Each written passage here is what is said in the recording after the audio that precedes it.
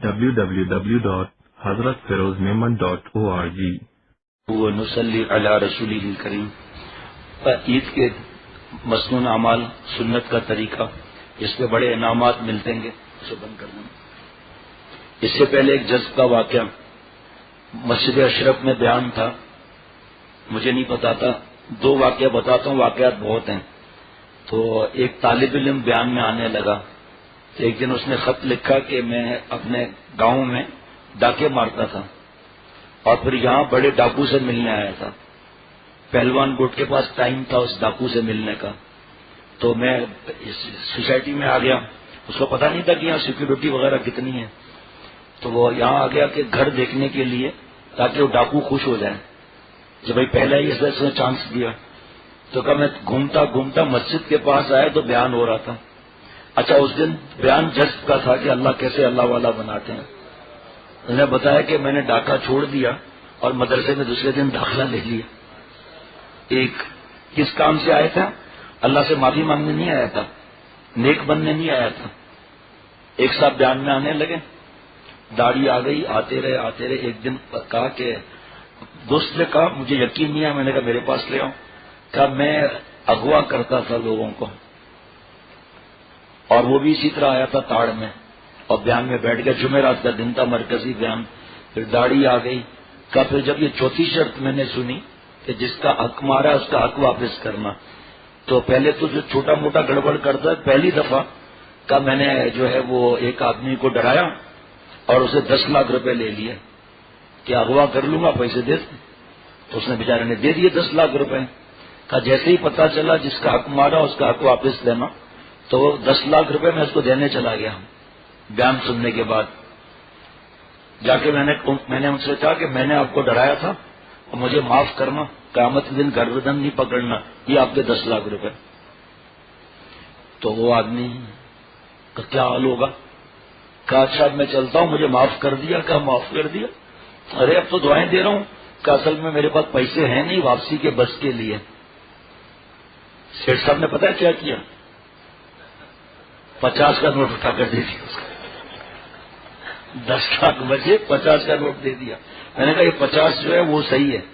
پھر اس شخص نے مزدوریاں کی، چوکیداریاں کی، پھر مال ملا نہیں۔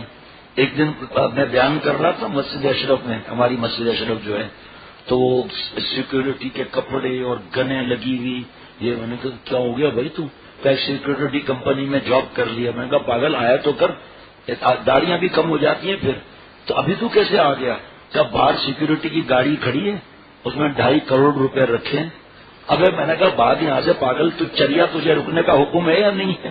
ابے 2.5 کروڑ وہاں رکھے ہیں تو مجھ سے ملنے آیا یہاں پر۔ تو ایسے ہی واقعات ہوتے ہیں، چشمہ ہے۔ اب سنیے، اور اس یقین کے ساتھ میں بھی آپ بھی کیا عمل کریں گے، جو میری ماں بہن بہو بیٹیاں ہیں وہ سوچیں گے ہم کیوں سنیں، ہمارا کیا واسطہ عیدگاہ میں جانے کا؟ تو آپ گھر میں کسی اپنے بھائی یا بیٹے یا ابا کو یا شوہر کو تو سنائیں گی نا۔ ایک دوسری بات، آپ کا بھی اس میں فائدہ ہے سننے میں، سنیے گا آخر میں آپ لوگوں کو کیا انعام ملے گا۔ یہ مفتی محمد نعیم صاحب سے میں نے عرض کیا تھا کہ آپ کچھ عید کے بارے میں سنت کا طریقہ بتا دیں۔ عید کے دن کی تیاری، مسنون اعمال کی تیاری عید کی رات سے شروع ہو جاتی ہے۔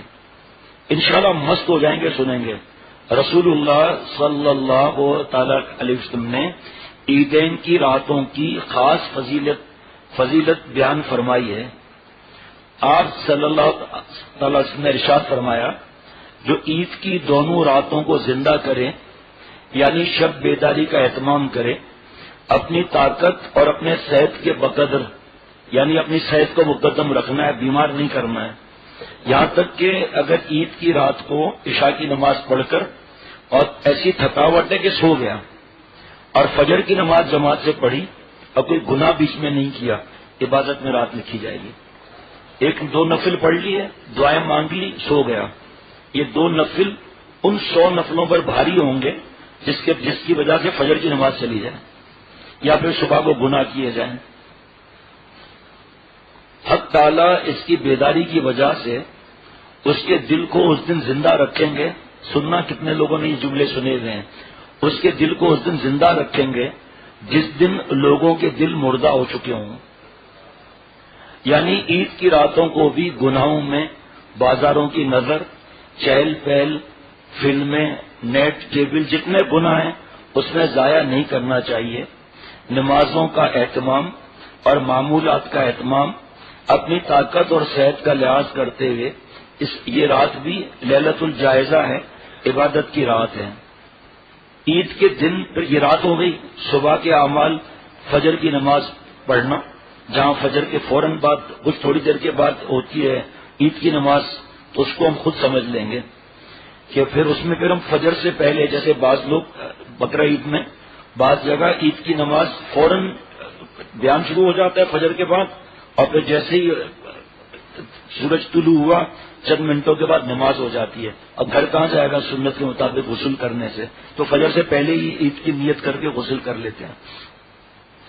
عید کی نماز، عید کے دن فجر میں اپنے معمول سے ذرا جلدی اٹھنا، اور پھر بتا رہا ہوں کہ جیسے جہاں 7:45 نماز ہے تو واپس جا کر غسل کر لیں گے. 6:45 بیان ہے، بہت ٹائم ہے. اچھی طرح غسل کرنا، یہ میں آپ صلی اللہ علیہ وسلم کا عمل بتا رہا ہوں، اور غسل کی تمام سنتوں اور آداب کا خیال رکھنا. پہلے اچھی طرح مسواک کرنا. حدیث پاک میں کہ مسواک منہ کی پاکی ہے، رب کی رضا ہے، اور کلمہ شہادت یاد دلائے گی. یہ مسواک کر کے جو نماز پڑھی جائے، غیر مسواک سے 70 گنا زیادہ ثواب ملتا ہے. اس میں بھی خرچہ نہیں. کوئی کہے گا نہیں آج کل تو مسواک 15 روپے کی ملتی ہے، ہمارے پاس نہیں ہے، تو جاؤ نیم کی ٹہنی توڑو اور مسواک سیٹ کر کے کر لو مسواک، کوئی منع نہیں. منہ کی پاکی رب کی رضا ہے. سوچو مسواک کا کیا معاملہ ہے، ہماری غفلت کتنی ہے اس معاملے میں. 5 نمازیں اللہ پڑھاتے ہیں بغیر مسواک کے. کبھی مسواک نہ ہو تو کبھی یہ انگلی سے بھی ادا ہو جاتا ہے معاملہ. کبھی کی بات کر رہا ہوں، عادت نہیں بنانی چاہیے. اور مسواک بالش برابر ہو مسواک، اور میری مسواک اس میں بیگ میں ہے، چلو یہ سمجھے مسواک ہے یہ. تو یہ انگلی نیچے آئے گی، 3 اوپر آئیں گی، اور یہ انگوٹھا نیچے آئے گا، اور اس طرح کر کے مسواک کرنا ہے. اس میں بھی 100 شہیدوں کا ثواب ملے گا.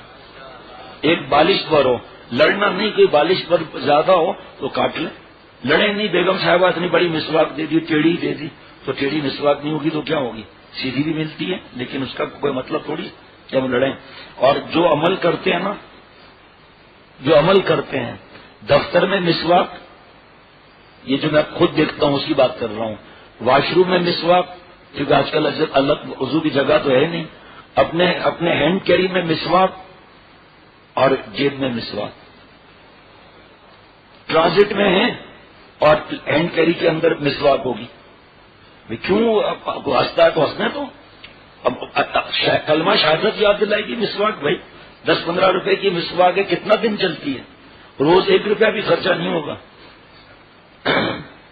اور مسواک کھڑی اس طرح کرنا ہے کہ اوپر کا حصہ اس طرح کر کے کھڑا رکھنا ہے. مجبوری ہو تو پریشان نہیں ہونا. مسواک کرنا اپنے کپڑوں میں، یہ خاص غور کرنا اس بات پر. رات میں تھوڑا تفصیل کیونکہ وقت کم ہے. تمام کپڑوں میں سب سے زیادہ جو اچھا کپڑا ہو اس کو پہننا. نیا کپڑا بھی پہن سکتے ہیں. آپ صلی اللہ علیہ وسلم کو سفید رنگ محبوب تھا، اس لیے سفید رنگ کا فکر عام دنوں میں بھی کرنا چاہیے. لیکن اگر سفید لباس کی طاقت نہ ہو یا نئے کپڑے کی طاقت نہ ہو تو اپنے موجودہ کپڑوں میں جو سب سے زیادہ بہتر ہو اس کو زیب تن کرنا اور خوشبو لگانا. ریا والا لباس پہننا نہیں ہے، وہاں پر اس کا تو پھر بہت بڑا خطرہ ہے. اور رات کو عیدگاہ جانے سے پہلے کوئی میٹھی چیز کھا لینا. آپ صلی اللہ علیہ وسلم 3 کھجور یا 5 کھجور یا چھوارے یا 7 وہ کھاتے تھے. سوئیاں کھانا کوئی ضروری نہیں. یہ چلا مسئلہ وہاں سے کہ سوئیاں جلدی بن جاتی ہیں، بہو بیٹیوں کو محنت نہیں کرنی ہوتی. اگر اس کو ضروری سمجھ کر سوئیاں بنائی گئی تو بدعت ہو جائے گی عید کے دن بھی. اور اگر جلدی ہے اس لیے بنا لیا تو کوئی سختی بھی نہیں ہے. ہاں یہ سمجھ کے کہ بس سوئیاں ہی بنانی ہے یہ منع ہے. باقی اگر گھر والے بنائیں غصہ نہیں کرنا. پہلے ہی بتا دیں کہ بھئی برسوں سے چلا آ رہا ہے کہ ہماری اولاد بڑی ہوگی وہ سمجھیں گے کہ کوئی فرض واجب ہے. اس لیے کوئی چیز دوسری بنا لو، یا کھجوریں رکھی ہیں کھجوریں کھا لیں گے، بس ٹھیک ہے، لڑنا وڑنا نہیں ہے بھائی۔ اور پھر عیدگاہ کے لیے اگر معذور نہ ہو اور کوئی تکلیف نہ ہو، پیدل چل کر جانا، جو مجبوری میں گاڑی میں آتا ہے یا بیان سننے گاڑی میں جاتا ہے تو اس کو وہی ثواب ملے گا، ہر قدم پر وہی ثواب ملے گا۔ ایک راستے سے جانا، دوسرے راستے سے واپس آنا، عیدگاہ جاتے ہوئے تکبیرات کا اہتمام کرنا اور تکبیرات کو آہستہ پڑھنا، کیونکہ عید الاضحیٰ میں مردوں کے لیے قدر آواز سے تکبیر پڑھنا زیادہ بہتر ہے، اس میں بھی چلانا نہیں ہے، لیکن عید الفطر میں تکبیرات کو آہستہ پڑھا جائے۔ جس کے پاس تکبیر لکھی نہ وہ آسان ہے، یاد بھی ہو جائے گی، ہمارے یہاں دوستوں سے کہہ دو وہ آپ کو پرنٹ آؤٹ کر کے دے دیں گے۔ اللہ اکبر اللہ اکبر لا الہ الا اللہ واللہ اکبر اللہ اکبر وللہ الحمد اللہ اکبر اللہ اکبر لا الہ الا اللہ واللہ اکبر اللہ اکبر وللہ الحمد اللہ اکبر اللہ اکبر لا الہ الا اللہ واللہ اکبر اللہ اکبر وللہ الحمد۔ اب آگے مزہ سننا، تکبیرات کی کثرت کا کس طرح حکم فرمایا گیا۔ آپ صلی اللہ علیہ وسلم نے ارشاد فرمایا کہ اللہ تعالیٰ عید والے دن فرشتوں کو زمین پر اترنے کا خصوصی حکم فرماتے ہیں، اور وہ گلی محلوں کے کناروں اور موڑوں پر کھڑے ہو جاتے ہیں، اور جو مسلمان بھی تکبیرات پڑھتے ہوئے گزرتے ہیں ان کا نام رجسٹروں میں لکھتے ہیں، اور راستہ بدل کر جانے میں زیادہ سے زیادہ کیوں وجہ کیوں ہے کہ ایک راستے سے جاؤ دوسرے راستے سے آؤ؟ بھائی مجبوری ہو تو خامخواہ جھاڑیوں کے اندر سے نہیں گزرنا، یہ نہیں شیخ نے یہ کہا تھا، سنت کا طریقہ ہے۔ پتہ چلا گاڑی کو بھی ٹھکرا دیا، دیوار سے پار کر دیا۔ ایک عورت گاڑی چلا رہی تھی، اس نے دیوار توڑ کر پارک میں چلی گئی، وہاں سیٹ صاحب جو ہے وہ اخبار پڑھ رہے تھے، وہ گھبرا گئی، کہا ایکسکیوز می وہ صدر کا راستہ کہاں ہے؟ کہا یہ دیوار توڑ دے، پیچھے صدر ہی ہے۔ تو اس طرح دوسرے راستے کے لیے خامخواہ والد صاحب ہیں، ان کو آسان نہیں ایک راستے سے جا رہے ہیں، نہیں دوسرے راستے سے چلنا ہوگا۔ بھائی یہ ثواب کی چیزیں ہیں، اور ابا کا دل دکھانا گناہ کی بات ہے۔ بتا دے آدمی پیار سے، بتا دے ان کو کہ اب مجھے یاد دلا دیں، جس کو نوٹ کرنا ہو نوٹ کر لے پرچہ لے کر بعد میں۔ تو راستہ کیوں بدلا جائے گا؟ تاکہ زیادہ سے زیادہ فرشتوں کے رجسٹروں میں میرا زیادہ نام آ جائے۔ بھئی اس طرف سے آ رہا ہے تو فرشتوں نے نوٹ کر لیا نام، اب پھر جا رہا ہے اس طرف سے، پھر فرشتے نام نوٹ کر رہے ہیں۔ امام صاحب کے قریب ہو کر بیٹھنا، خطبے کو غور سے سننا، اور خطبے میں آپ دیکھتے ہیں بعض مساجد میں شور کتنا ہوتا ہے۔ میں خطبہ سن رہا ہوں، میں اپنے تعلق والے کو نہیں بول سکتا کہ ایسے نہ کرو ایسے نہ کرو، امام کہہ سکتا ہے، ہم نہیں کہہ سکتے، چچا بھی ڈانٹ رہے ہیں۔ خطبہ غور سے سننا، قریب بیٹھ کے جمعے کا اعمال بھی نکلوا دینا۔ کون ہے ساتھی جمعے کے اعمال نکلوانے کے لیے؟ حافظ فہیم یاد دلانا، جمعے والا پرچہ بھی رکھ لیں جس پر کتنا ثواب ملتا ہے 6 باتوں پر عمل کرنے کے لیے، اور رات کو یہ عرض کر دوں گا تاکہ یہ جمعہ سے ہی ہمارا ثواب شروع ہو جائے۔ ایک ایک قدم پر کتنا ثواب ملے گا وہ یاد رکھنا، صرف 6 باتوں پر عمل کر لیں، اور 6 کے 6 آپ سنیں گے حیران ہو جائیں گے، اور کئی نئی بات نہیں ہوگی۔ صاف کپڑے پہننا، غسل کرنا، جلدی جانا، پیدل جانا، مجبوری میں گاڑی موٹر سائیکل، یہ کون سی باتیں جو ہم نہیں سمجھ رہے۔ امام صاحب کے قریب بیٹھنا، خطبے کو غور سے سننا، جب قریب بیٹھے گا آٹومیٹک بیان جلدی مل جائے گا نا۔ یہ آداب خطبہ اور آداب عید میں سے ہے، یہ مختصر سے آداب ہیں کہ خطبے کو غور سے سننا ہے، یہ جو ہے وہ واجب ہے۔ یہ خطبہ سننا یہ واجبات میں سے ہے، کیونکہ احادیث میں جو بھی خطبہ جمعہ یا دوسرا آتا ہے اس کو غور سے سننا یہ آداب خطبہ اور واجبات خطبے میں سے ہے۔ خواتین کہہ رہیں گے ہمارا تو نام ہی نہیں آیا، شیخ کہہ رہے تھے ہمارا بھی فائدہ ہے۔ میری بہو بیٹیوں سن لو اور اپنی بہنوں وغیرہ کو بھی سنا دو۔ اے میری ماں بہن بہو بیٹیوں، اپنے گھر میں رہ کر اپنے گھر کے بچوں اور مردوں کی عید کی تیاری میں معاونت کریں گی، اللہ تعالیٰ ان کو عید گاہ کے سارے راستوں کا ثواب گھر میں تیاری کرنے پر عطا فرما دیں گے۔ میری ماں بیٹیاں خوش ہو جاؤ۔ یہ جو بہت سی عورتیں کہتی ہیں نا کہ ہم تو رمضان میں پریشان ہو جاتی ہیں، پہلے رمضان میں بتانا تھا، آج اللہ کہلوا رہے ہیں کہ جو عورتیں کہتی ہیں نا ہم تو سحری اور افطار اور کھانا، ہم کیا عبادت کریں، تو آپ پیارے شیخ فرماتے تھے جب آپ افطاری کا تیاری کر رہی ہو نا تو غیبتیں مت کرو، فضول باتیں مت کرو، اپنے جسم کو مت دکھاؤ، اپنے بالوں کو مت دکھاؤ، نامحرم سے باتیں مت کرو، ذکر کرتی رہو، جو صورتیں یاد ہیں پڑھتی رہو، اور اگر نہیں بھی پڑھ سکی لیکن آپ کی وجہ سے مردوں کو عبادت کا صحیح موقع ملا، صحیح افطاری ملی، آپ کا ثواب اتنا ہی لکھا جائے گا کہ آپ نے مدد کی۔ اس میں بھی حضرت مفتی صاحب فرما رہے ہیں کہ اے میری ماں بہن بہو بیٹیوں آپ کو اتنا ہی ثواب ملے گا۔ اب اس جملے پر ہماری بہو بیٹیاں خوش ہو جائیں گی۔ مفتی صاحب نے فرمایا کہ جن کو ہوم ڈیلیوری کی سہولت حاصل ہو پھر انہیں دکان پر پہنچ کر دھکے کھانے کا کیا فائدہ، لائن لگانے کا کیا فائدہ؟ تو شریعت میں مردوں کو آنا ہے مسجد کے اندر یا عیدگاہ میں، عورتوں کے لیے تو حکم نہیں ہے۔ اب عورتیں جو بچوں کے کپڑے صحیح کیے، بابا کے، بھیا کے، شوہر کے، وقت پر ملا، کوئی صاف ستھرا کپڑا ملا، نیا کپڑے میں 50 اسکریچ لگے وہ سلوٹیں ہیں اس کو ٹھیک کیا اور تیاری کی، ابا شوہر صاحب جلدی، اور دیر ہو گئی بیان شروع ہو جائے گا، سب چیزیں تیار، موزے تیار، چپل تیار، آپ بتاؤ دل سے دعا کتنی نکلے گی؟ اور آپ کی وجہ سے جلدی پہنچے۔ بعض خواتین ہوتی ہیں چھوڑ دیتی ہیں کہ بوڑھا باپ ہے خود کرے گا بیچارہ، اماں حیات نہیں یا اماں بوڑھی ہے۔